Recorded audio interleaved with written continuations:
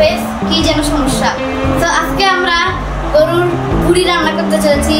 তো আমার আপু খুব ভালো কুকিং করতে পারে। তো গাইস আজকে আমরা কি যেন সমস্যা কিচেনে চলেছি। Let's go hour kitchen.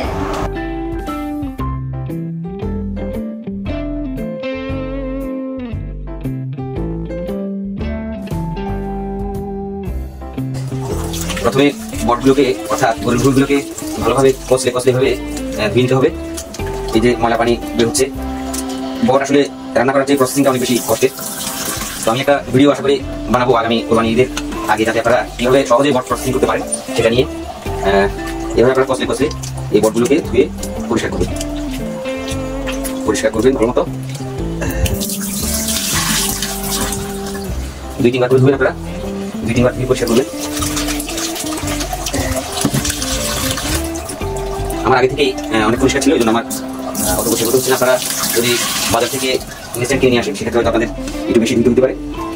এইভাবে আপনারা ধুয়ে নেবেন, এইভাবে আপনারা পরিষ্কার করে ধুয়ে নেবেন। এই একদম পরিষ্কার, দেখেছেন একদম পরিষ্কার। আপনারা ধুয়ে নেবেন পরিষ্কার করে। বুঝলাম, ঠিক আছে। যে পাতিল দিয়ে রান্না করবেন প্রথমে সেই পাতিল দিয়ে আপনারা পাত্রটি চুলায় বসিয়ে দিন। এরপর আপনারা পরিমাণ মতো পানি দিয়ে দিন। পরিমাণ মতো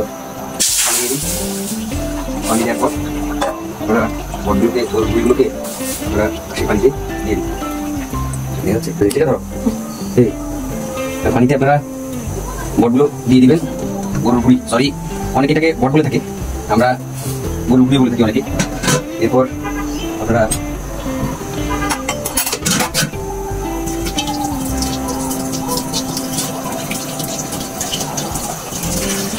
চামচ দিয়ে নেড়ে দিবেন, খুন্তি দিয়ে নেড়ে দিবেন এভাবে।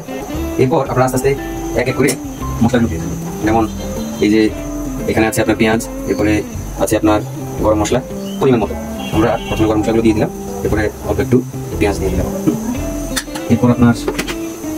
এরপরে আছে এখানে আদা বাটা, রসুন বাটা। আমরা একটু আদা বাটা দিও বেশি করে, কারণ গরুর ভুড়িতে কোনো প্রকার যেন গন্ধ না থাকলে সেটা যেন বোঝা না যায়। রসুন দিব আমরা 2 চামচ, যেন কোনো প্রকার গন্ধ থাকলে বোঝা না যায়। এরপর আমরা এগুলোকে ভালো করে মিশিয়ে দিব, খুঁতি দিয়ে নিয়ে আমরা এভাবে মিশিয়ে দিই। আচ্ছা, এরপরে আপনারা যেটি করবেন সেটা হচ্ছে হলুদ পরিমাণ মতো। এই যে হলুদের গুঁড়া পরিমাণ মতো আপনারা দিয়ে দেবেন। আমিও দিলাম 1 চামচ করে, 2 চামচের মতো। তারপরে আপনারা দিবেন মরিচের গুঁড়া পরিমাণ মতো। তো আমি ঝাল একটু বেশি খাই, তাই আমি একটু ঝাল বেশি করে দিচ্ছি, 2 চামচ দিলাম। তারপরে আমি দিব এরপর আমি ধনিয়ার গুঁড়া 1 চামচ, একটু বেশি দিলাম ধনিয়ার গুঁড়া। তারপর আমি দিব এখানে জিরার গুঁড়া। জিরার গুঁড়া একটু বেশি করে দিতে হবে, কারণ মাংস জাতীয় জিনিস যেহেতু জিরা একটু বেশি দিলে খেতে ভালো লাগে। দিয়ে দিলাম আমি জিরা। তাহলে এরপর এটাকে ভালো করে নেড়ে দিতে হবে, এভাবে নেড়ে দিতে হবে। এটি চর্বিযুক্ত, তারপরেও আমি অল্প সরিষার তেল দিয়ে দিচ্ছি। এই যে থেকে আমি একটু সরিষার তেল দিয়ে দিচ্ছি, ঠিক আছে। এটি খেতে আমি সুস্বাদু হবে। এভাবে করে সব কিছু মিক্স হওয়ার পর আপনি লবণ দিয়ে দেবেন। আমি লবণ দিয়ে দিচ্ছি, এই লবণ দিলাম।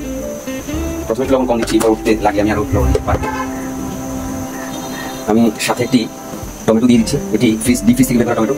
এটিকে আমি পাটা শিল দিয়ে থেতলে তারপরে এর মধ্যে দিয়ে দিই।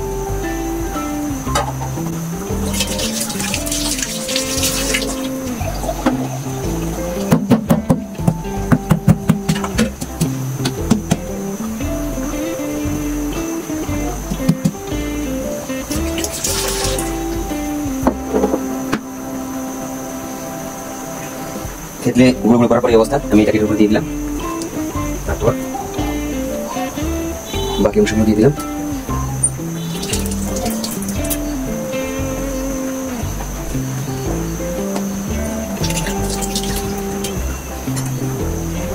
এরপর খুঁতি দিয়ে আবার নেড়ে চেড়ে এটিকে ঢাকা দিয়ে ঢেকে দিতে হবে। তো আমি ঢাকা দিয়ে ঢেকে দিলাম, আগুনটা একটু কমিয়ে দিলাম, ঠিক আছে। এভাবে 20 মিনিট পর 20 মিনিট আপনারা রাখবেন, রেখে দেখবেন এরপর আবার নেড়ে চেড়ে দেবেন। অবস্থা আমরা দেখছি, বাহ এ তো আসলে অনেক সুস্বাদু হবে মনে হচ্ছে। আপনারা এভাবে নেড়ে চেড়ে এটিকে ঢাকা সরিয়ে দেবেন। এরপর আগুনের তাপ একটু বাড়িয়ে দেবেন যাতে ঝোলটা তাড়াতাড়ি করে শুকিয়ে যায়। যতক্ষণ পর্যন্ত ঝোল শুকাবে না ততক্ষণ পর্যন্ত এভাবে আগুন আঁচ থাকবে। ধীরে ধীরে ঝোলটা আমি শুকিয়ে যাবে। ধীরে ধীরে কালার পরিবর্তন শুরু করেছে। যতই ঝোল শুকাচ্ছে ততই কালার পরিবর্তন হচ্ছে এবং সুন্দর মিষ্টি গন্ধ বের হচ্ছে। খুবই সুস্বাদু একটি গন্ধ বের হচ্ছে। খুবই মজা, খুবই মজা। আমি এর মাঝে আরো কিছু পেঁয়াজ কেটে নিচ্ছি, কারণ এগুলো যখন হয়ে আসবে তখন এগুলোকে নামিয়ে আবার তেলের মধ্যে ভাজতে হবে। তো অনেক সুস্বাদু গরুর ভুঁড়ি। আপনাদের অনেকেরই এই গরুর ভুঁড়ি প্রিয়, কিন্তু আপনারা প্রসেসিংয়ের কারণে অনেকে খেতে পারেন না। আমি আপনাদেরকে একদিন দেখিয়ে দিব এই গরুর ভুঁড়ি কীভাবে প্রসেসিং করতে হয়। এই প্রসেসিং আসলে অনেকটাই ইজি, অনেক ইজি একটি প্রসেসিং পদ্ধতি আছে। আপনারা হয়তো অনেকে জানেন, আবার অনেকে জানেন না। আমি আপনাদেরকে দেখিয়ে দেবো ইনশাআল্লাহ। অনেক সুন্দর কালার হয়েছে, মিষ্টি কালার। কিছুক্ষণ পরপর এভাবে নেড়ে দিন, নাহলে নিচ দিয়ে লেগে যেতে পারে। তাই কিছুক্ষণ পরপর এভাবে কাঠি দিয়ে আপনারা নাড়াচাড়া করবেন। দেখুন ঝোল কমিয়ে একেবারে শুকিয়ে এসছে।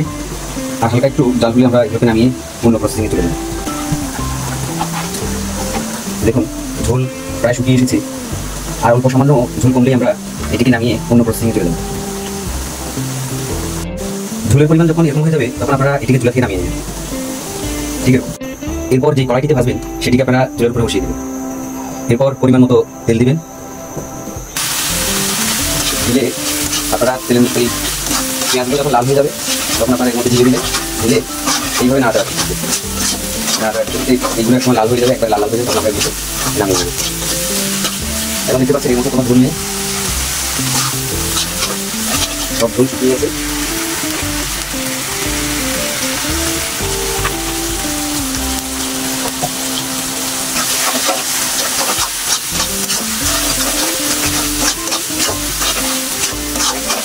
যখন আসবে ততই লাল সুস্বাদু গরুর ভুঁড়ি। এটি অনেক সুস্বাদু, অনেক মজা।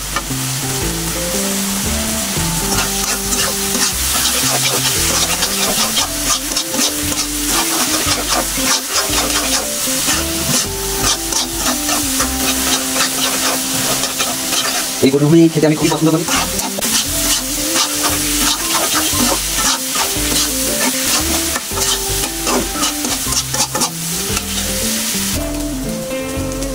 আমার রান্না প্রায় কমপ্লিট। দেখুন এগুলো হয়ে গেছে, একদম কোনো ঝোল নেই এর মধ্যে, টকটকে লাল হয়ে গেছে। তখন আমি এগুলো পরিবেশন করার জন্য অন্য একটি পাত্রে ঢেলে নিব। ভাজি হওয়ার পর আপনারা এটিকে পরিবেশনের জন্য যে কোনো পাত্রে নিতে পারেন। আমিও এটিকে একটি পাত্রে ঢেলে নিয়েছি। হয়ে গেল সুস্বাদু গরুর ভুঁড়ি রান্না। এখন খাওয়ার পালা।